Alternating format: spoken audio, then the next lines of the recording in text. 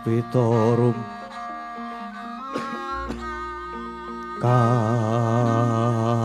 kasiring samira nomre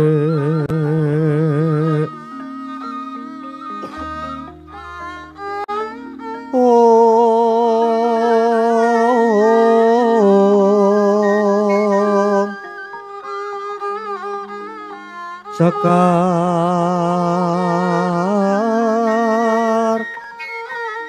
kadung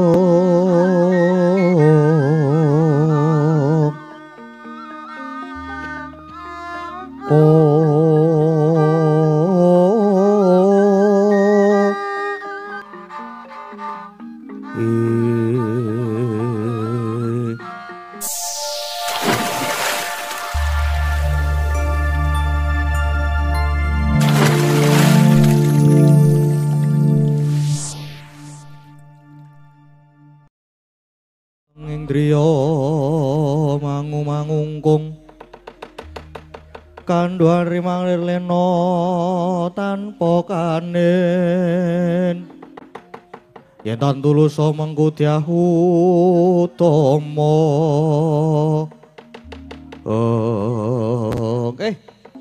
Ndara Setyaki rening kula wae wau dereng kober mbageke wilujeng to Den. Bakti kula katur nggih Den, ya Witruk tak tampa. Lan pamujimu slamet tekaku ning kene. Bakti kula Gus, bakti kula Den. Ya Bagong tak tampa. Witruk. Iki ngarep iki lak Anoman to? Nggih Lurah. Slamet nggih. Pangestunipun wilujeng nggih Lurah. Reneng aku mau ora melu nyaket. Mung nunggu ana jaba piye sing dadi dawuhe bapakmu.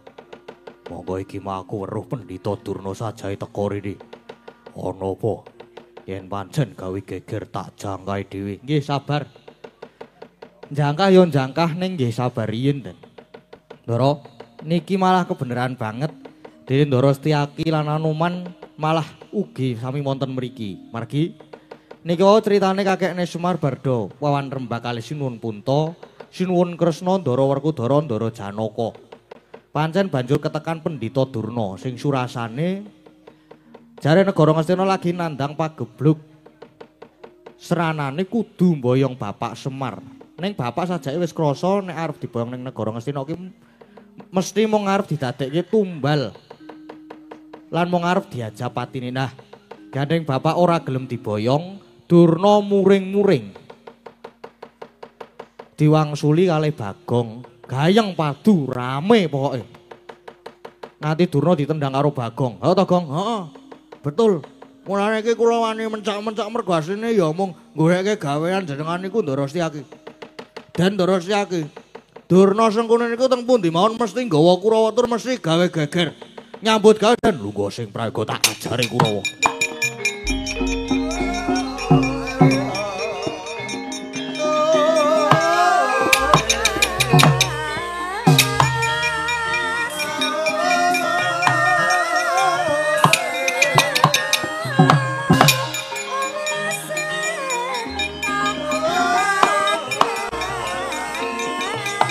Gong. Oh.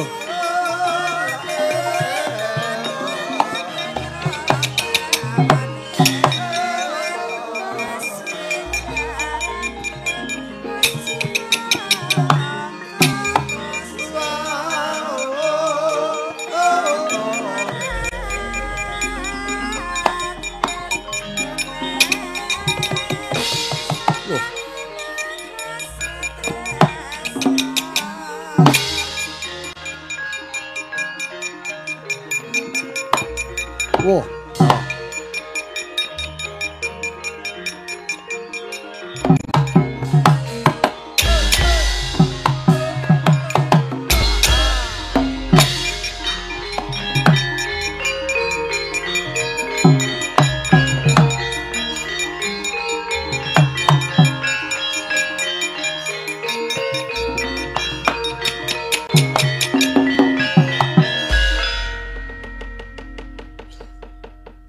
Sikra bala kang tumingal Pranga campo kang samya ngadali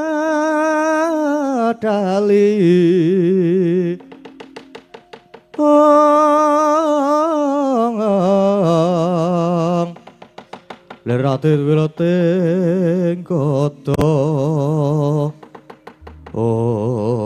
ngalah dalah sing tak goleki Bagong ning iki sing methuke aku ora pangling Sedyaki dasar para nyata ayo karto marmok parat sugal wuwusmu babamu papan Kurawa ning di papanmu gawe geger saiki di Bagong wani cawah karo Bapa Durna semira Bagong kon rene tak tugele gulune Bagong ora perlu ngepok Punakawan lan kowe arep gawe rusak Karang Kadempel Sedyaki sing saguh mbabati Kurawa babu ngemping loro nggih Japati wani iring aku apamu sing tau dene wah maju tiban tangan pecah siramu Silena pangen kamu tak tebak dadamu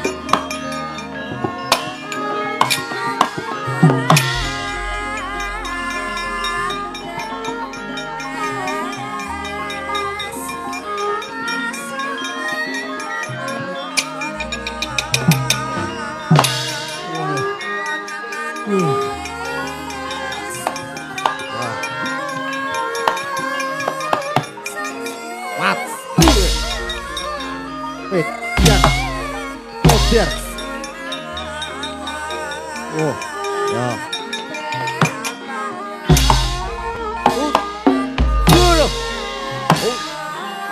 Mati tenan. Jar kepruk godoy.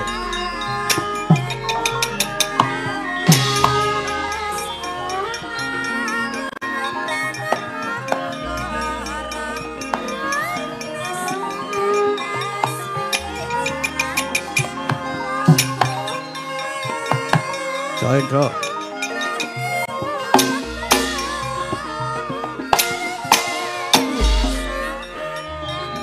Ya.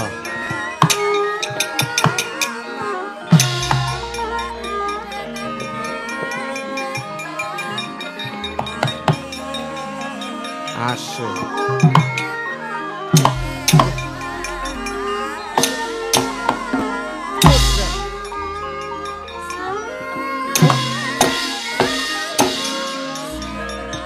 Elok. Hati-hati.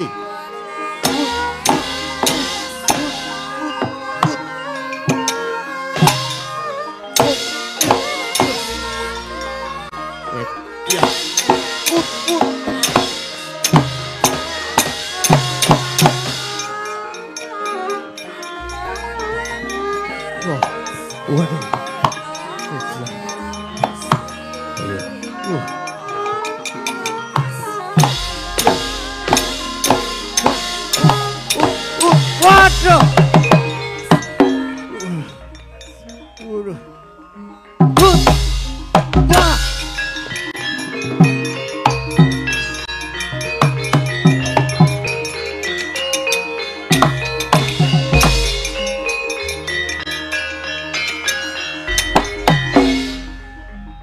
Tubak, udan itu Pak.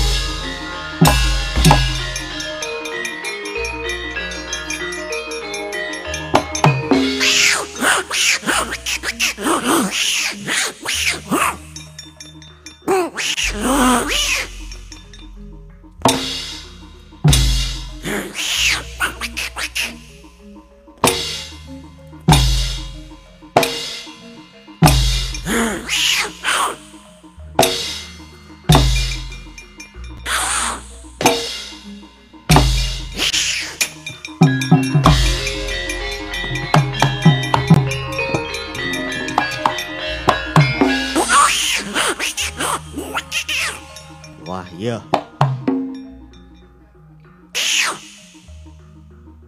Tak terang-tung.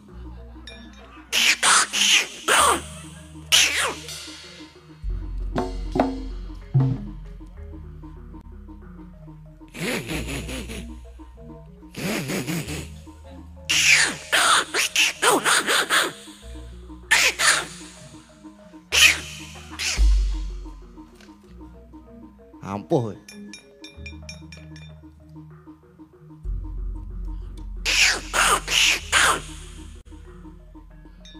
As Joindo.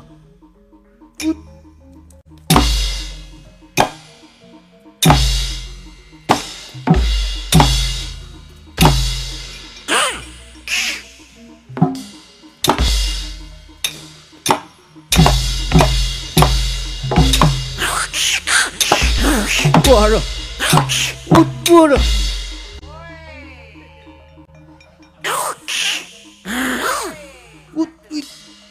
Mau biar kowe.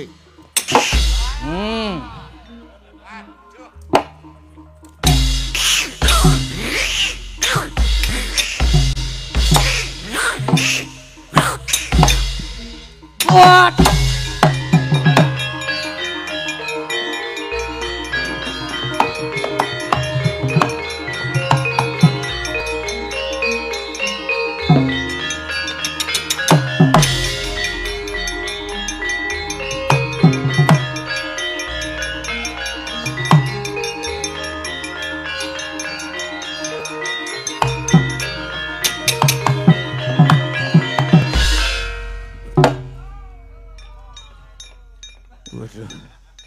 Jauh lho, Man. Ngapa kowe iki? Ngapa? Ayo perang ngono. Ayo mundur kono kalah kok. Lho semanggaken, Man.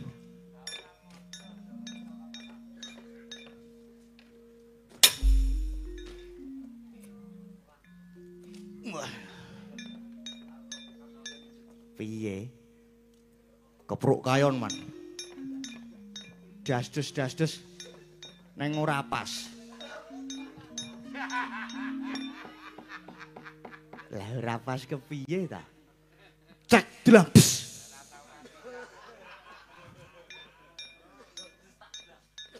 Ayo ora apa-apa karang kene latihan tekone hari H.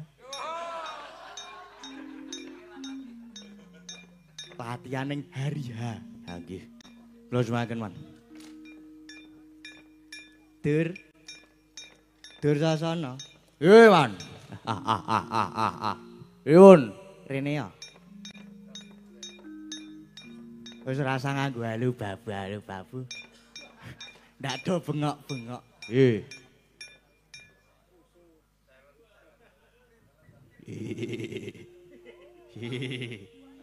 Ngapa? Aku men boten seru-seru maling guyu, Man. Maju perang ora? Maju lho. Kurawa e. Atur sasana e, Man. Ora maju perang ya ngisin-isinake ya. Iya. Mungsuhe Setyaki karo Anoman. Mong wong awake cilik kaya ngono karo sijine munyuk ta, Man? Gampang, Man. Tak depane, Man. Mangsu minggir. Iya. Semangat ya, Dir. Man. Musuh karo munyuk-munyuk. Gampang. Lho, Babu. Sanwe rasa oke-oke.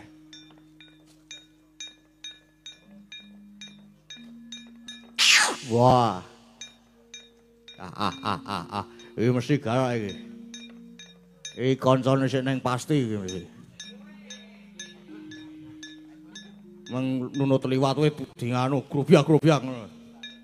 Jan rada angel cekelane.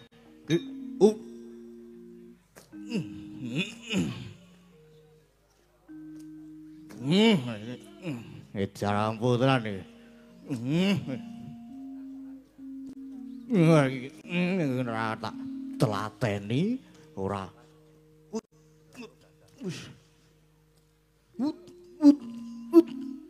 Ayo puteran iki ane.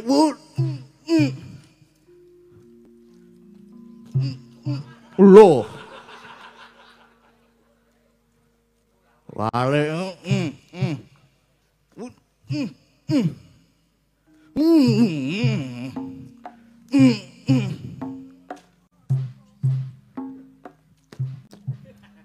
Wah, asem iki.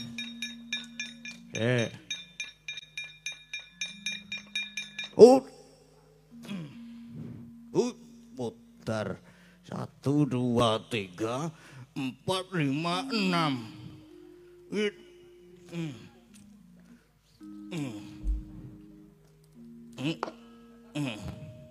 Iki materi cepeng sabut iki. Cek. Ulap. Ini. Terus maju. Cek.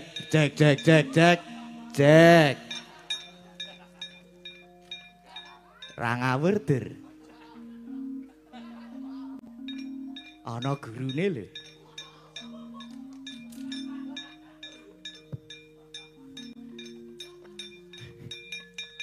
Iki munyuk angel tenan cekelane.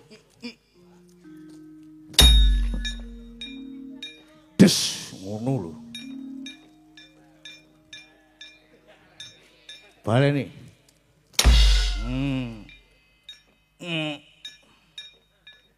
Aduh. Waduh.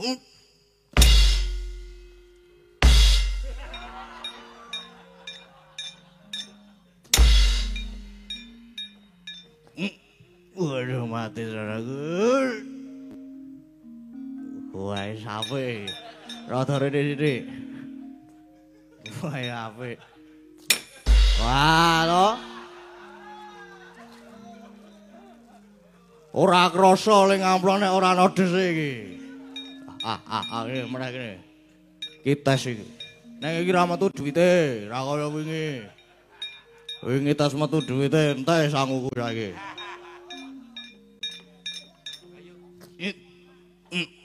Cek cek cek cek. Cek cek. Iya. Aku kok krungu sak desan 100 mo ya. Waduh. Waduh mati aku.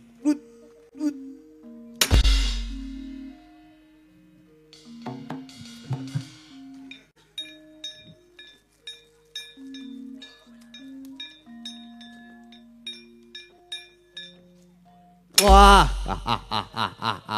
wis kono tur. Ngejake Kurawa ora ana gunane. Ora diperlukan. Kakang Durna.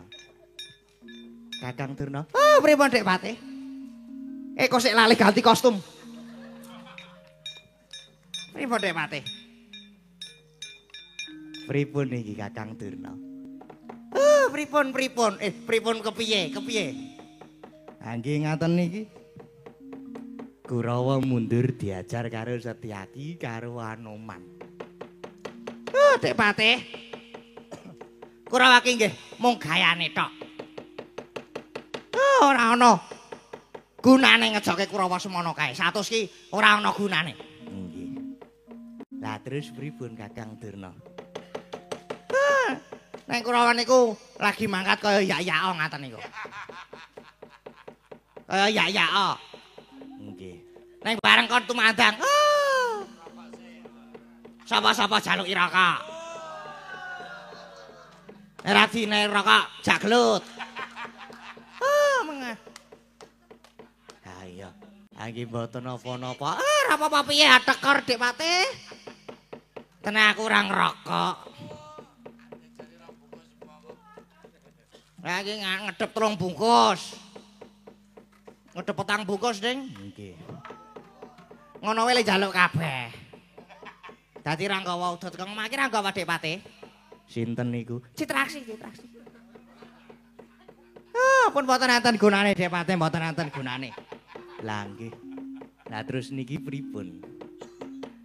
Monggo jare sampeyan awake dhewe teko nang Karang Kadempel niki etok-etok arep boyong Semar. Ning jane mung arep ngrenah patine Semar. Merga Semar niku ya dianggep dadi kekuatane Pandhawa. Terus pripun? Dik Patih. Nggih. Kurawa mang dawuh mundur. Mang dawuh mundur nek kok penjalin. Oh nggih. Lah sampean, Dik Patih. Kula tak golek Pitasraya. Pripun? Mencari bantuan ki lho Dik Patih. Oh nggih. Kula namung manut mawon. Kula pun manut. Neng kira-kira kasil to niki. Moh lho kula nek mboten kasil. Pun to. Ampun sumelang. Ngaja sumelang, mang percaya kalih kula. Kula ajeng sowan Hyang Pandya Penari Durga ajeng nyuwun pitulungan. Oh nggih. Nggih nek ngoten sewang-sewangan lampah kula tak ngundurke Kurawa sampean muga-muga bisa kasil Kakang Durna. Nggih.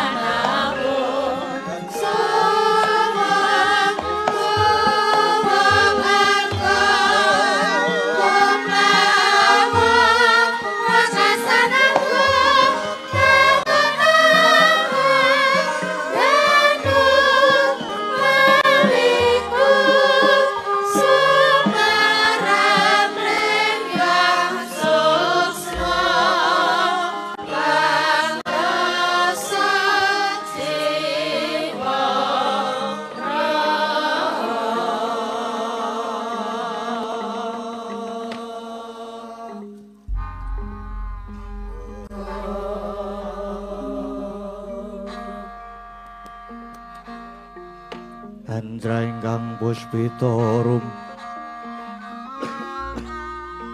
kasiring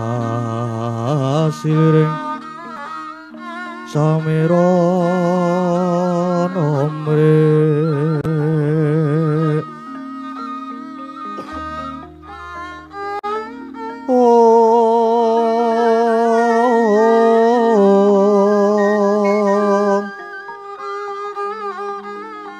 Sekar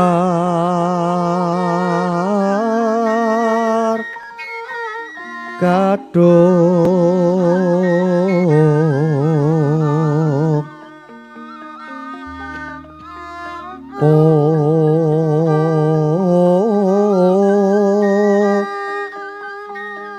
ngas kandanyo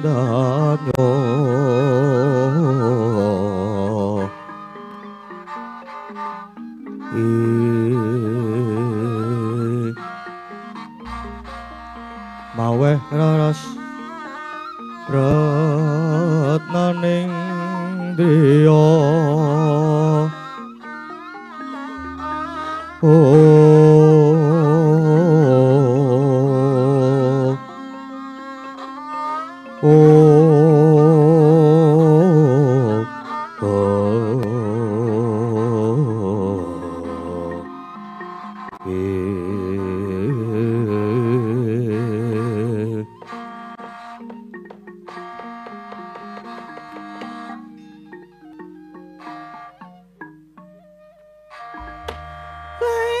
Ger kala padha nganti raharja sowan ngersaning pun ibu ngger anakku Bathara Kala. Iya. Mundi pangestune Ibu Betari lulus raharja sowanku bektiku katur Kanjeng Ibu Betari. Ya, tak tampa. Tak tampa karya bombong ing tias. Iki ora prangisuane Durna.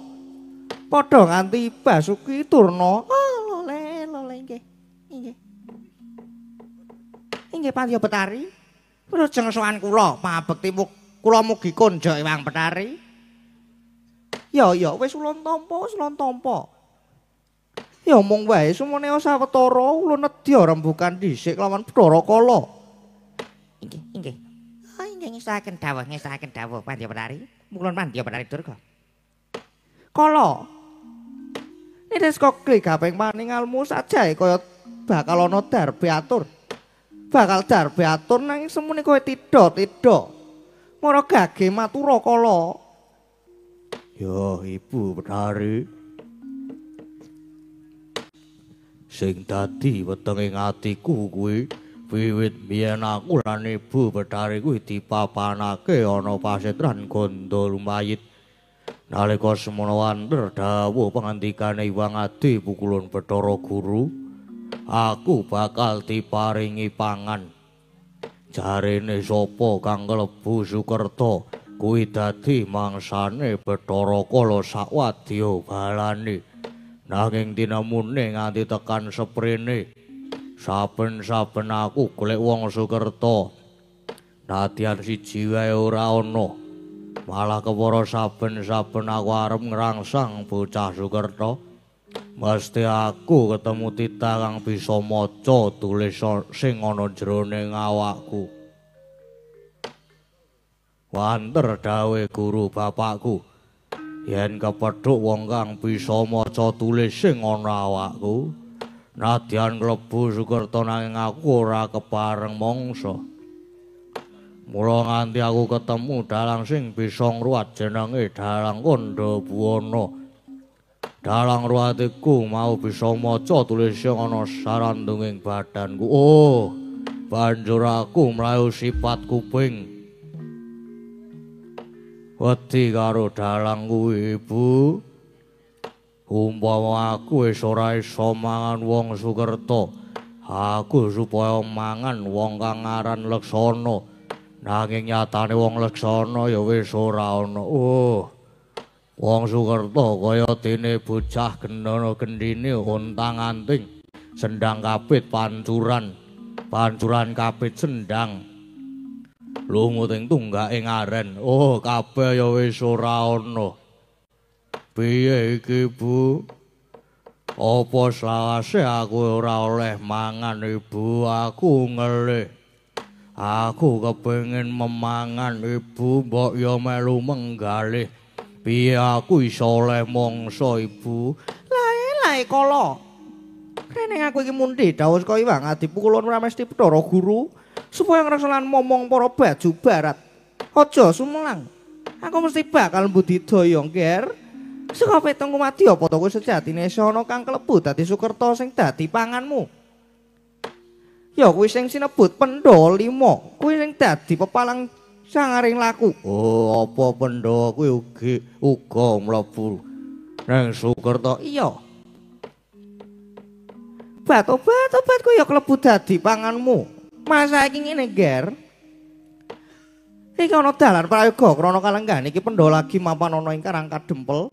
Bakal padha sabihan tunggone Kakang Semar bakal mbangun desa Karang Kadempel. Mula prayogane kowe wae saiki juju kok Karang Kadempel iki rigodha para Pandhawa nyabarake gegayuhane Kakang Semar kala. Juangkang Rusra sumbar Katar-batar bumi kunjing Maludo guntur ketuk Arjoko blai-blis lanat padha jek-jekan.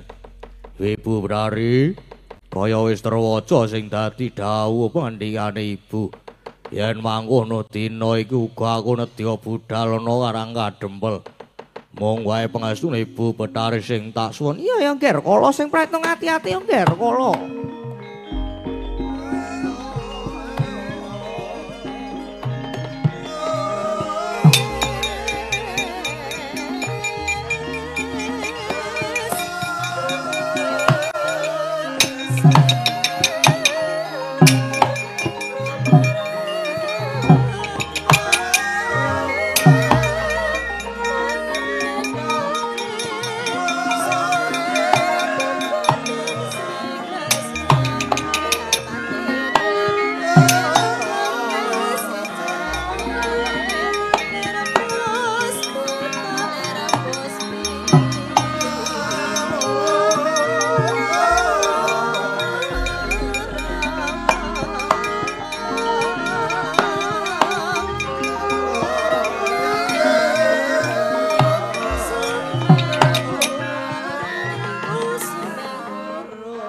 Turnaina panalinganira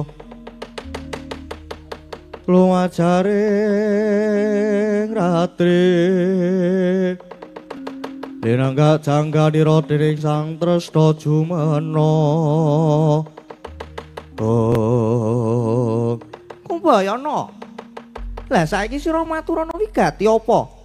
Oh, lole. Dapu kulon estunipun kula sowan kula menika namung badhe nyuwun senjata pitulungan. Dening kala wau kula sampun dipun utus anak Prabu Duryudana supaya mboyong Semar Badranaya. Nanging sejatosipun Semar namung badhe dipun ajab pejahipun jalaran menika ingkang dipun anggep dados kekiyatanipun para Pandhawa. Nanging kulon sareng dumugi Karang Kadempel kula malah kewirangan. Jebul Pandhawa sampun sami mlempah wonten mriku satemah kula Sulaya rembag kalian Punakawan. Ingkang dipun biyantu kalian Setyaki. Oh, Pukulun. Oh, kula nyuwun senjata pitulungan Pukulun. Bat lain ya Durna ya. Jang kita wis mirang dhewe nggon ulun rembugan nglawan Bathara Kala iki. Yen ulun uga sedya ngiri godha lan nyabarake apa kang dadi gegayane Kakang Semar. Kamengkono aja sumelang. Ulun bakal paring pambiyantu. Waduh. Ah, matur sembah nuwun sanget. Lajeng keparingipun batu ya mengko sedya tarik kada ya Jaramaya. Jaramaya.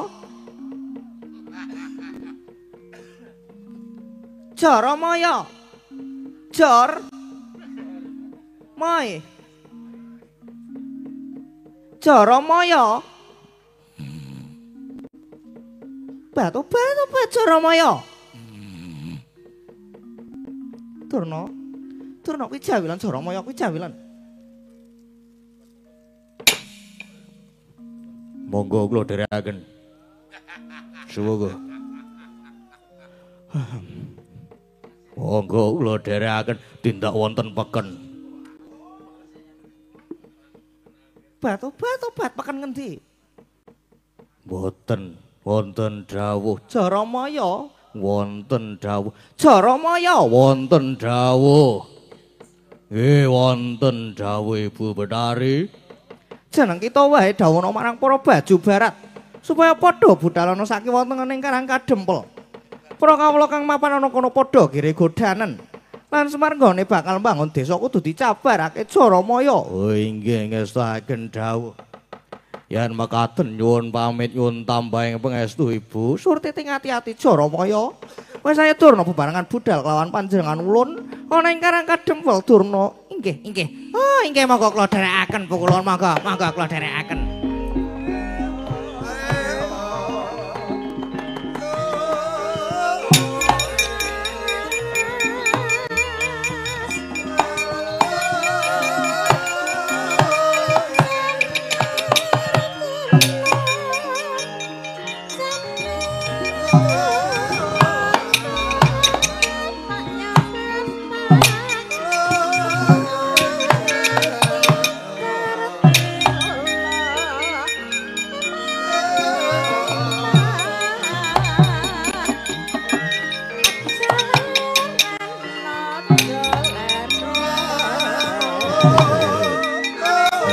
Ayo padha budal.